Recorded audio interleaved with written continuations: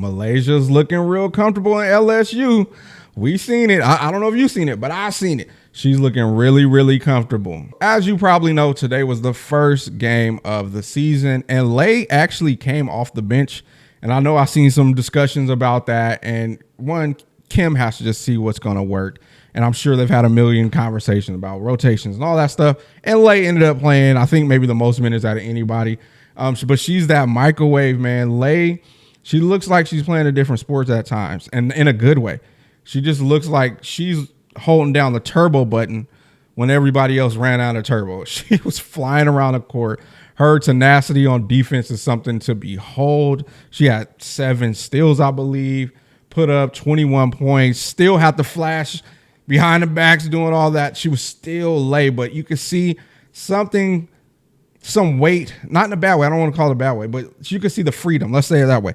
You could see the freedom in her game. She always played free, and it looked like, again, that they weren't playing any major competition, so it was almost like a scrimmage. But you could see like so much more freedom in her game to where, oh my gosh, am I going to get cut? Am I going to not get cut? Am I going to get benched for making this decision? Am I going to get benched for being me? Sometimes that's a player starts worrying about that, and they start drawing back on who they really, really are. And eventually they might get uncomfortable in the situation. Let me clear it up. I love SC. I have no problem with South Carolina. Love South Carolina. So I'm not knocking them. I'm just saying the difference in what I'm seeing as far as play style. I don't know any of the personal stuff. I don't care about that stuff. Y'all know I don't be covering the drama on here. But just watching her play today and a little bit earlier in the preseason games, she's just playing with that fluidity to where, again, I think a big part is there was such a narrative and there was like such a drama. Why she coming off the bench? She's getting pulled out anytime she makes a mistake. I've seen a lot of that stuff, and it wasn't from people like hating or anything. A lot of people were like, yo, unleash her, let her be her. You know what I mean? And so I think she doesn't have that weight, you know what I mean, of like, what are people, not even what's happening in the organization, like what's the narrative? What are people going to be saying about my coach when I make a decision, a bad decision? That kind of stuff could start laying heavy on you. And she has a fresh start. It's not that she could have had the same opportunity, the same freedom if she went to Florida, anywhere. We don't know. And so it's not about me comparing LSU to SC. That's not what I'm doing. I'm just saying she gets to play, and that's just different coaching styles. It's a different coaching style. Moki will let some of these moments happen. We've seen her do it. Alexis Morris wasn't as flashy as Lay, but you've seen times where Lex was doing some stuff and he was like, that ain't in the playbook, but it's working, so just do it, Lex. Like, and Kim Mulkey is going to be that type of person. So she did show out today. We'll jump into the stats, but she showed out, man, and don't get fooled because she's on the bottom half with the mid players. She has starter production and put up starter minutes, and we knew it was coming from Lay, man. We knew, and again, she looked like she was holding down turbo, and everybody else was in slow motion, man. And I loved what she was doing on the defensive side of the ball. Today's game was really, really interesting. I don't think anybody expected this game to be close. It really was a snapshot. It was just a way to look in to see what the roster looks like, what players fit here. You've seen Kim Mulkey just playing with the rotation. It's going to be like that for the first 10 games. You're just going to see all kind of different stuff. But Lay showed out.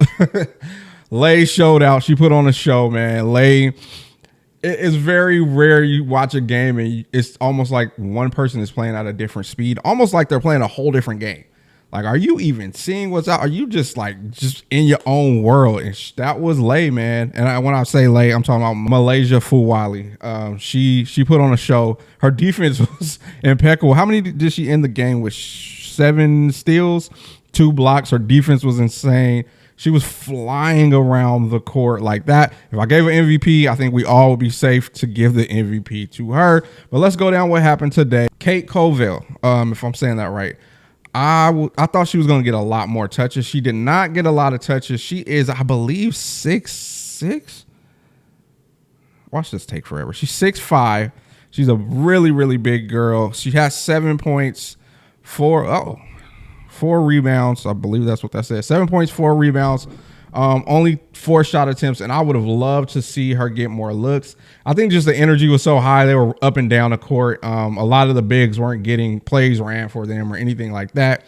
So I think that was, I'll attribute it to that. So that was her production for the game. Again, she only played 14 minutes. I would have loved to see That her was Madison Herta trying to dribble it between. get some more looks. Z showed out in her first half. She had a double-double. She looked like the second coming of Angel / Anissa Morrow.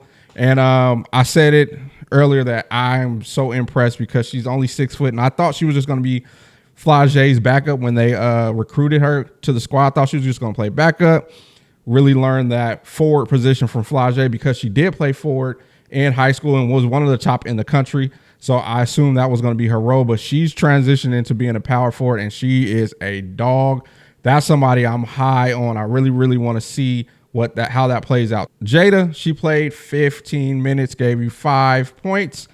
She's just a solid point guard. Solid point guard. She had 2 assists, and she's that point guard that's just going to set up the action and make sure the player's getting ran. She's not calling her number a million times. Like, I do love the type of point guard she is, and I think that's going to be really good for this team because you have some people that can go and get a bucket. So you do need that solid. I think she's a senior. Yeah, you need that senior point guard that can really, really man the ship when it gets to the point where do we need to slow it down? Do we need to speed it up? What do we need to do? Whose number do we need to call? I see her being that type of guard.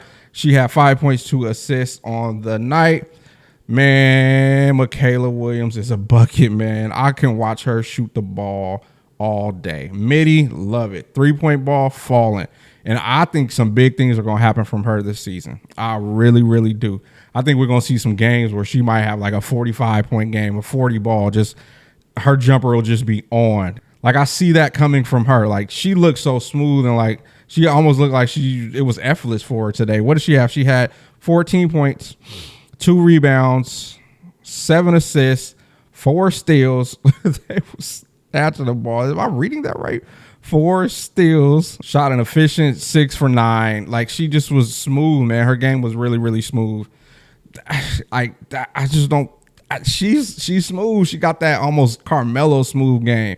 Love it. Joe Johnson smooth game. Love it, man. Love watching her play. Flau'jae, big 4, gave you 12 points, 3 rebounds. Or no, 12 points. Sorry, 6 rebounds, 3 assists, 4 blocks again.